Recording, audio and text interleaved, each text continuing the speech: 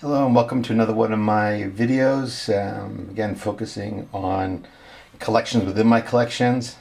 These are my IWC diver collection. There's just two watches, of course. I have 4 IWC in my total collection. I also have a pilot and an ingénieur, as you may have seen in my other videos. But these are my dive watches, and they are both important to me because they both I believe are iconic designs, particularly the 3536 2000 meter Aquatimer, which I'll start with now. This is a watch that is a lot of people feel is an iconic dive watch. It has a very unique style, all its own, so it really kind of speaks for itself. It doesn't mimic anybody.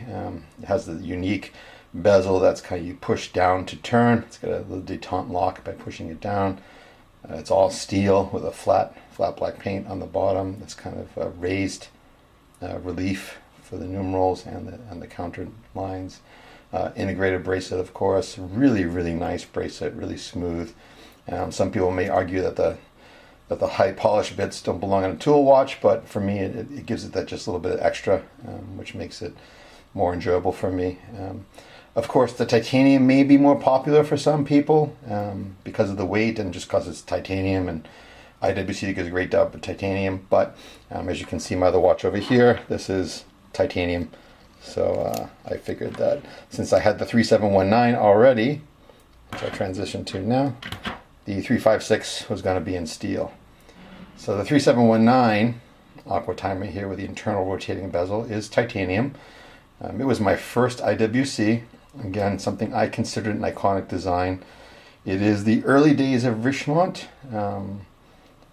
After the purchase, I think a few years after this design, but nonetheless, it does have a distinctly old school feel. I guess a kind of unique IWC design. It was kind of all their own at the time.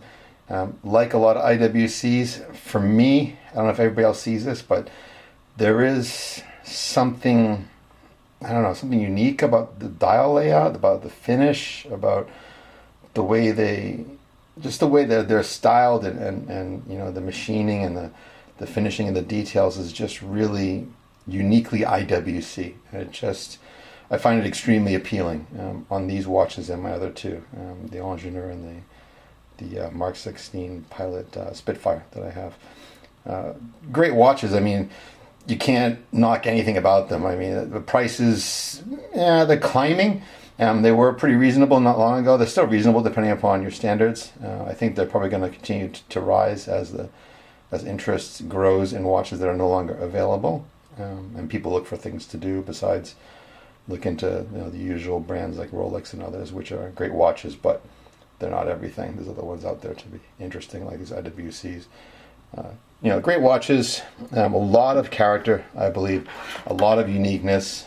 For me, that means a lot of enjoyment in wearing, putting on my wrist, and looking down at it and seeing something that you don't see every day. And even if you do see them, it's hard to find examples in condition like this, with zero scratches or dings or dents or anything like that on it. I find them incredibly enjoyable watches. I do like the style of IWC. I do find it very characterful, I think representative of that kind of Swiss-German mentality of high precision.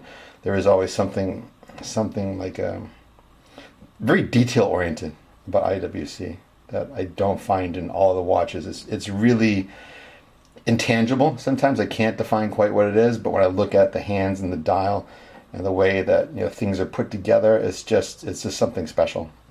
It brings kind of the enjoyment to me of both of these watches. Again, as you probably already know, the movements inside are simple, which again I like. This is based on a 2A92. This is based on a 7750, which makes them serviceable, which means I can have them for a long time without any worries about anything going wrong in them. When I bought them both, of course they're already quite old as far as production dates, but they have been serviced. This one had got a new rubber strap when I bought it in early 2018, so it's got quite a bit of life left to it.